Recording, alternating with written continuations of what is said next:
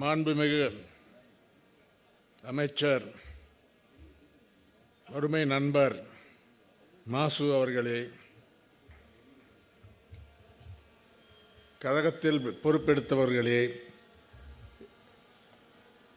என்னுடைய fellow speakers doctor Kantharaj, கல்கி பெரியன், நீண்ட நாள் ரங்கராஜ் பாண்டே, நீண்ட நாள் அருமை நண்பர் நக்கீரன் கோபால் அவர்களே, நண்பர்களே, மாண்புமிகு முதலமைச்சர் மு.க. ஸ்டாலினுடைய 72ஆம் ஆண்டு பிறந்த நாள், அதற்காக என்னுடைய வார்ம் கங்க்ராச்சுலேஷன்ஸ். நான் இன்றைக்கி ஊரில் இல்லை, வெளியூரில் இருந்தேன். இருந்தாலும் அன்றைக்கு முதலாக ஒரு மெசேஜ் அமைச்சேன் வாட்ஸ்அப்பில். அவரை இது பண்ணி இந்த பிறந்த நாளை செலிப்ரேட் பண்ணுறதுல ஒரு சிறப்பு அம்சங்கள் உண்டு. கருத்தரங்கம் தான் அது ரொம்ப முக்கியமானது. பல கருத்துக்களை விவாதித்து, வேறு கருத்து இருந்தாலும் அதை கொண்டு வந்து ஒரு ரீசனபிளாக விவாதித்து அதோடைய சாராம்சத்தையும் மீனிங்கை தெளிவாக கொண்டு வர்றது ஒரு சிறப்பு. குறிப்பாக மாண்புமிகு மாசு அவர்களுடைய கருத்தரங்கத்தில் பல நேரம் நான் பங்கேற்று இருக்கிறேன். அதில் ஒரு விஷயத்தை கூர்மையாக கவனித்திருக்கிறேன். எந்த கூட்டத்திலையும் மாறு கருத்து இல்லாத கூட்டமே நடக்காது. எதிர்பார்க்காத பேச்சாளர்கள் வருவார்கள். திமுகவை கடுமையாக விமர்சித்த பேச்சாளர்களும் வருவார்கள். அது என்ன, எப்படி வராங்க, அதை எப்படி சகித்து கொண்டு இருக்கிறார்கள். வெறும் அவர் மட்டும் இல்லை, அவர் கட்சி சப்போர்ட்டர்ஸ், ஆக்டிவிஸ்ட் எல்லாரும் அப்படிங்கிறது ஒரு நல்ல ஒரு கலாச்சாரத்தை தான் வெளிப்படுத்துகிறது. குறிப்பாக இவர் தலைமையில் அவருடைய இனிஷியேட்டிவில் நடத்தக்கூடிய கூட்டங்கள், கருத்தரங்கத்துடைய சிறப்பு அதுதான் என்று நினைக்கிறேன். அர்த்தமுள்ள கருத்துக்களை விவாதித்து தெளிவுபடுத்தி சில விஷயங்களை நம்மளே கற்றுக்கொண்டு அந்த கூட்டங்களில் பேச்சாளர்களோடு கற்றுக்கொண்டு நடத்துவது தான் சிறப்பு. இந்த கருத்தரங்கத்தில் இது ஒரு பர்த்டே செலிப்ரேஷன், பிறந்த நாள் செலிப்ரேஷன். அதில் வேறு பல பேர் சும்மா மாலை போடுவாங்க, வேறு இது படிப்பாங்க, கவிதை படிப்பாங்க, அதெல்லாம். ஆனால் இந்த கருத்தரங்கத்துடைய யாராவது அடுத்த வருஷம் இதை ஞாபகம் இருக்கணும்னா அதில் சில சிறந்த கருத்துக்கள் இருக்க வேண்டும். ஒவ்வொருவரும், எனக்கு முன்னால் பேசின ஒவ்வொருவரும் ஒரு முக்கியமான சில கருத்துக்களை நம் முன்னால் வைத்திருக்கிறார்கள். அதை பற்றி நான் இது வரைக்கும் யாரும் எழுந்து போகலன்னு சொன்னாங்க. இதுக்கு முன்னால் என் பேச்சுனால யாரும் எழுந்து போகாததுக்கு நான் ஜாகிரதையாக இருப்பேன், அதிக நேரம் பேசாத. முதலமைச்சரை பற்றி பேசுவோம். கோபால் அவர்கள் தக்கீரன் கோபால் அவர்கள் சொன்ன மாதிரி கலைஞர் சொன்ன ஒரு கேரக்டரைசேஷன் என்று சொல்லலாம். ஒரு மனிதரையோ ஒரு தலைவரையோ சில வார்த்தைகளில் டிஸ்கிரைப் பண்ணணும், கேரக்டரைஸ் பண்ணணுங்கன்னா கலைஞரை விட யாரும் அது செய்திருக்க முடியாது. அது ஒரு முக்கியமான அந்த கேரக்டரைசேஷன் என்பது ஸ்டாலின் என்று உழைப்பு சொன்னால் அது சாதாரண விஷயம். உழைப்பு என்றாலே ஸ்டாலின் சொல்கிறது. அதிகமாக புகழ மாட்டார், யாரையும் தேவையில்லாத புகழ மாட்டார் கலைஞர். அவர் வார்த்தைகளுக்கு மீனிங் உண்டு எப்போவுமே. எனக்கு ரொம்ப நாள் அவர் தெரியும். அவர் வயசில் என்னை விட ரொம்ப சீனியராக இருந்தாலும் என்னை ஒரு நண்பராக தான் கருதுவார். சில நேரம் விமர்சித்தால் கூட போய் பேசலாம், அவருடைய வேறு கருத்து சொன்னாலும். மாண்புமிகு முதலமைச்சர் அவர்கள் வேறு ஸ்டைல், கலைஞரோட காப்பி இல்லை. அது பார்த்தா எல்லா விஷயங்கள்லையும் பார்க்கலாம் அந்த இதில். ஆனால் அதே வேல்யூஸ், அதே ஐடியாஸ், அதே ஐடியாலஜி பின்பற்றக்கூடிய ஒரு சிறந்த தலைவராக வந்திருக்காரு. 2 வருஷத்துலேயோ 3 வருஷத்துலேயோ இல்லை, பல பல பல நாடுகளில் இப்போ டைனாஸ்டின்னு சொல்லுவாங்க. அதாவது வந்த உடனே ஒரு 2-3 வருஷத்தில் இது பண்ணுறது. இவர் வந்து எமர்ஜென்சி அவசர சட்ட காலத்தில் ஜெயிலில் போய் டார்ச்சர் செய்திருக்கிறார்கள். இன்னொரு முக்கியமான தலைவர் வந்து சாக்ரிஃபைஸ் பண்ணி அவர் உயர் கூட எழுந்துட்டார். அந்த அனுபவம் வந்து நம் முதலமைச்சருக்கு உண்டு. அவர் வந்து ஒரு சிறந்த அட்மினிஸ்ட்ரேட்டர்.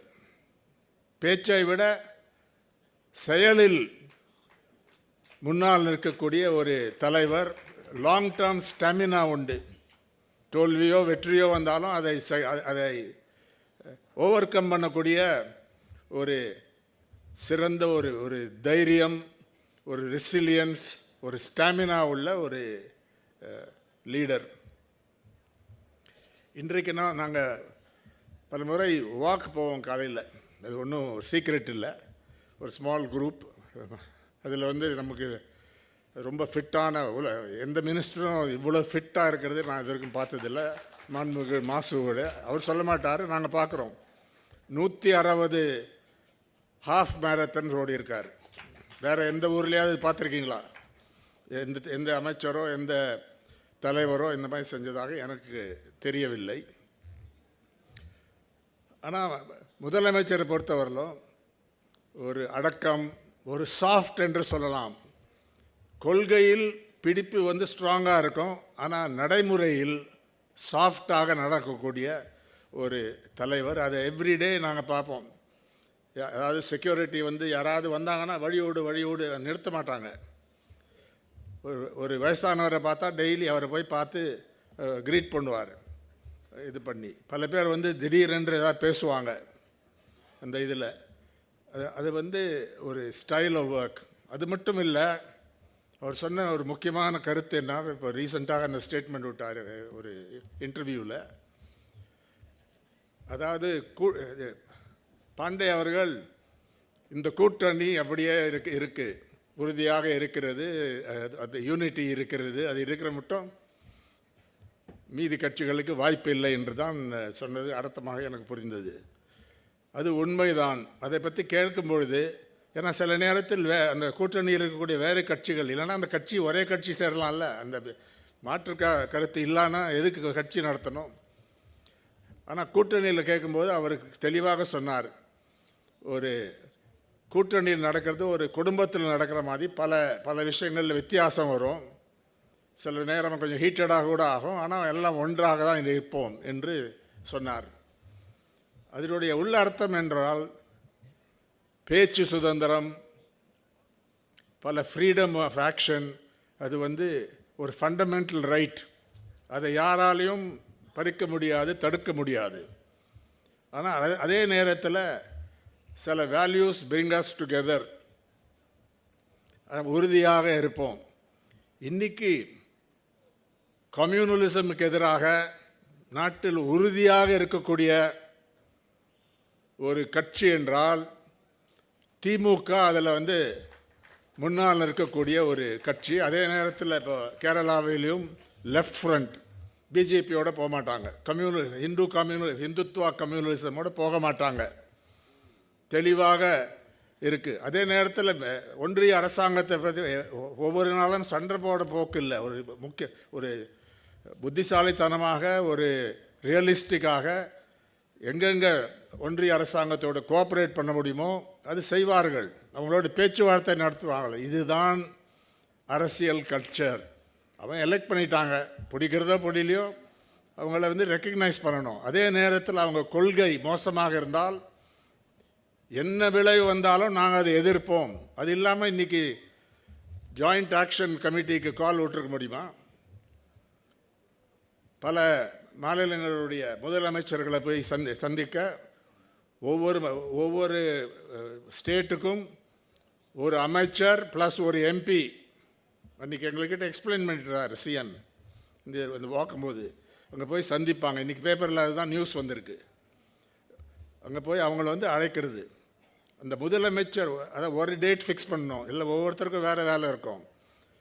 அந்த டேட்டில் வந்து நீங்கள் வர்றது தான் எங்களுடைய ப்ரெஃபரன்ஸ். நீங்கள் வரலைன்னா ஒரு ஒரு வேறு ரெப்ரசன்டேட்டிவ் அனுப்புங்கன்னு சொல்கிறது.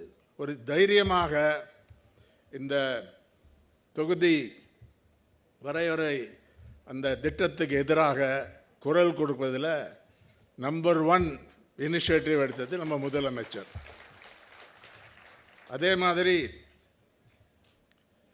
ஹிந்தி இம்போசிஷன், எந்த மதத்துக்கு வேணாலும் நமக்கு என்மிட்டி கிடையாது, எந்த மொழிக்கு எதிராக. பல மொழிகள், இந்தியா வந்து மல்டிலிங்குவல், பல மொழிகள் இருக்கலாம். பாண்டே வந்து அவர் வந்து ஹிந்தி பேசக்கூடிய குடும்பத்தில் வந்தார், ஆனால் தமிழில் சிறந்த இதில் பேசுகிறாருங்க. ஆனால் பாண்டே வந்து பீகாரில் இருந்தால், உத்தரப்பிரதேசில் இருந்தால் தமிழ் பேசுவாரா? அவங்க சொல்கிறாங்க எந்த மொழி வேணால் இது பண்ணலாம். அவங்க ஒன்லி ஹிந்தியை தான் படிக்கிறாங்க, சில பேர் இங்கிலீஷ் படிக்கிறாங்க. ஹிந்தியை திணிப்பது இன்றைக்கு மட்டும் அது பிரச்சனை இல்லை, காங்கிரஸ் காலத்திலே இருந்தது, போராட்டம் நடந்தது. திமுக பவருக்கு வரத்துக்கு முன்னால் அது ஒரு முக்கியமான ஒரு நிகழ்ச்சி. அந்த 40 பிரசிடென்சி கல்லூரியில் எம்ஏ மாணவனாக இருந்தேன், எனக்கு நன்றாக ஞாபகம் இருக்குது. நான் அன்றைக்கி பெரிய அரசியல் ஒன்றும் பங்கு எனக்கு ஏற்றவில்லை, அது வெறும் படிச்சுட்டு இருந்தேன் ஹிஸ்ட்ரி எம்ஏ. அந்த எழுச்சி இன்றைக்கும் தெரியுது. தமிழ் மக்களுக்கு ஹிந்தி வெறுப்பா? இல்லை, ஹிந்தியை திணிப்பதற்கு எதிராக ஒரு மிலிட்டன்ட் ஃபைட் நடந்தது தமிழ்நாட்டில் தான். அது வந்து ஒரு ஜனநாயகத்துக்கு விரோதமான ஒரு போக்கு. அந்த அந்த நேரத்தில் தான் நேரு அவர்கள் ஒரு அஷூரன்ஸ் கொடுத்தார், ஹிந்தி பேசாத மாநிலங்களுடைய மக்களுடைய சம்பந்தம் இல்லாமல் ஹிந்தியை திணிக்க மாட்டோம். தமிழ்நாடு ஒரு பாதை எடுத்தது, 2 லாங்குவேஜ் தான், நாட் 3 லாங்குவேஜஸ்.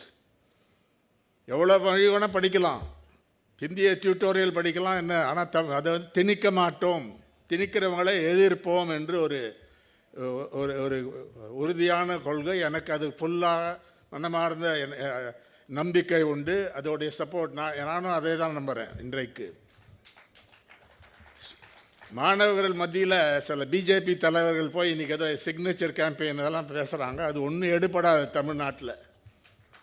அந்த இதில் சில ஸ்கூல்ஸில் சில இது பண்ணால் கூட அது ஒன்றும் இங்கே யார்